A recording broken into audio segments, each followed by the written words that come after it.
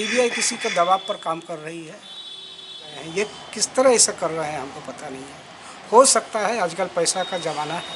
CBI की जो team थी 1 साल जो काम की थी वो सारा चीज़ हमको बोल के गया और सारा चीज़ करके गया। उसके बाद भी 6 साल से क्यों हम लोग को घुमाया जा रहा है, जबकि मेरा सील्ड बंद लिफाफा सुप्रीम कोर्ट में बंद है। उसमें सीबीआई को कहा गया है, सीबीआई रिक्वेस्ट किया है कोर्ट से कि इसको थर्ड पार्टी को जानकारी नहीं हो, ये सेफ कस्टडी में रखा जाए। तो इस तरह का जांच एजेंसी यदि इस तरह का काम करेगा तो समाज में तो कोई किसी का ही न्याय नहीं मिलेगा। जांच एजेंसी के ऊपर भरोसा उठ जाएगा। मुजफ्फरपुर के बहुचर्चित नवरूणा कांड में सीबीआई ने 6 साल तक की जांच के बाद कोर्ट में फाइनल फॉर्म जमा कर दिया है और इनमें सीबीआई ने कहा नवरूणा का अपहरण और उसकी हत्या की घटना सत्य है, लेकिन इसमें आरोपियों के विरुद्ध कोई ठोस साक्ष्य सबूत या सूत्र नहीं मिला है। वहीं नवरूणा के पिता ने और मां ने न्यायपालिका पर भरोसा जताया और कहा कि न्याय अगर नहीं मिला तो लोगों को न्याय मिलने की उम्मीद खत्म हो जाएगा।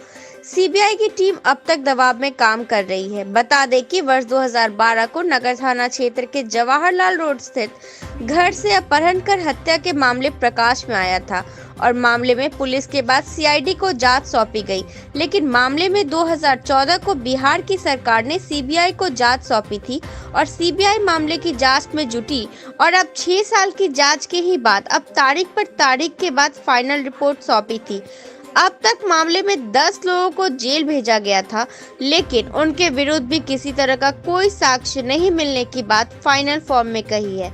बता दें कि इस कांड में सीबीआई ने फाइनल फॉर्म जमा करने के साथ क्लोजर रिपोर्ट भी लगा दी है। देख करके अपने खुद दंग हो रहा है, जबकि सुप्रीम कोर्ट का आदेश है 27/10/20 का, जो CBI to conclude the investigation in 2 months including chargesheet in the concern court. CBI 13 तारीख को एक लगाती है। हमको कल खबर मिला, कल मीडिया के थ्रू खबर मिला कि सीबीआई इसमें हाथ खड़ी कर ली है और बोली कि जाए कोई इसमें एविडेंस नहीं मिला है, जबकि मेरा सील्ड बंद लिफाफा सुप्रीम कोर्ट में बंद है। उसमें सीबीआई को कहा गया है, सीबीआई रिक्वेस्ट किया है कोर्ट से कि इसको थर्ड पार्टी को जानकारी नहीं हो, ये सेफ कस्टडी में रखा जाए। उसमें रखा हुआ है और इस तरह का एकाएक हल्ला होना कि ये हम लोग हाथ उठा लिए हैं, हम लोग नहीं काम करेंगे, ये हमारे समझ से परे हैं।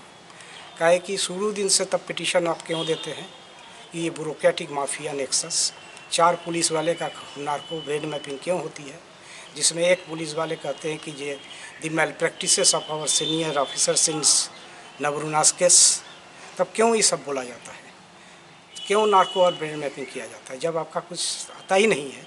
जबकि शुरू दिन से मेरी सीबीआई की जो टीम थी 1 साल जो काम की थी वो सारा चीज़ हमको बोल के गया और सारा चीज़ करके गया। उसके बाद भी 6 साल से क्यों हम लोग को घुमाया जा रहा है, मैं यही पूछना चाहता हूँ सीबीआई से। और ये जो अभी आईओ हैं मेरे, वो पहले दिन से मेरे घर पर आए हैं। जिस दिन पहला दफ़े सीबीआई मेरे पास आई थी, वो आरपी पांडे के साथ हमारे पास आते थे और सारा चीज़ ही बोल के गए हैं। ये किस तरह ऐसा कर रहे हैं हमको पता नहीं है।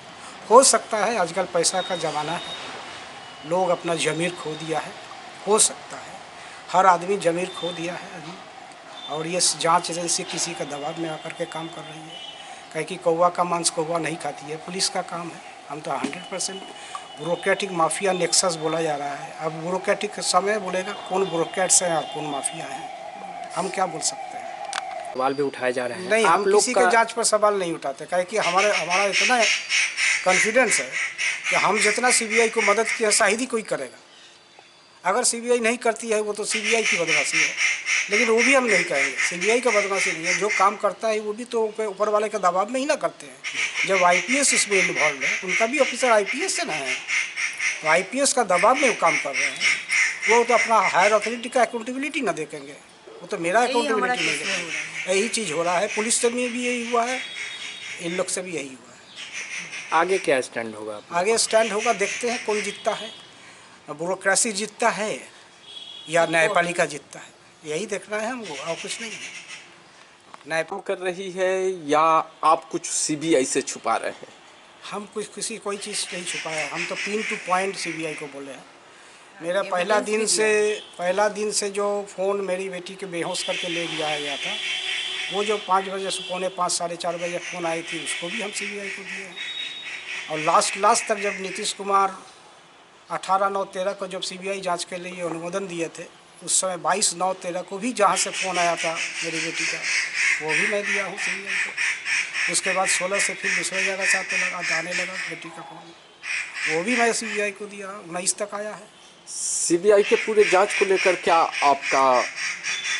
सीबीआई किसी के दबाव पर काम कर रही है और हम कुछ देखिए, हम पार्टी पॉलिटिक्स नहीं करते, मैं पार्टी पॉलिटिक्स में जाना चाहता भी नहीं हूँ। ये तो सीबीआई की ओर से सीबीआई का नैतिकता बनती है कि जांच को कम से कम अपना ज़मीर आप नहीं खोइए, जांच को सही दिशा में ले जाइए और सही आदमी को पकड़िए। क्यों? ये जो पहला जो हमारे थे आरपी पांडे, वो बोल के गए थे कि जो पॉलोग्राफी जो आपका केस में हुआ है, ये सीबीआई का हिस्ट्री में 10-20 साल का हिस्ट्री में इतना अच्छा पॉलोग्राफी नहीं हुआ है। इसी में हम लोग को सब कुछ पता ही हो गया है। बाद में जो ये सब लिंगर कर रहा है, ये slow poisoning to our family, ये तो हम बोल सकते हैं। सोना की माँ है, न्याय को लेकर क्या लग रहा है? हमको तो पूरा विश्वास था कि हम अपने मन के ऊपर पूरा ये रखते हैं, विश्वास रखते हैं जो हमको न्याय तो कहीं ना कहीं मिलेगा। कि ये जो खेल खेल रहा है, कुछ दबाव पर खेल खेल रहा है, इसीलिए हम लोग परेशानी में पड़े हुए हैं। तो इस तरह का जांच एजेंसी यदि इस तरह का काम करेगा तो समाज में तो कोई किसी का ही न्याय नहीं मिलेगा। इतना बड़ा जांच एजेंसी यदि अन्याय करेगा, इतना सबूत हम लोग देने के बाद भी, पहले तो ये आप समाज में ऐसी परिस्थिति पैदा होगा जो हर घर उजड़ जाएगा, जांच एजेंसी के ऊपर भरोसा उठ जाएगा।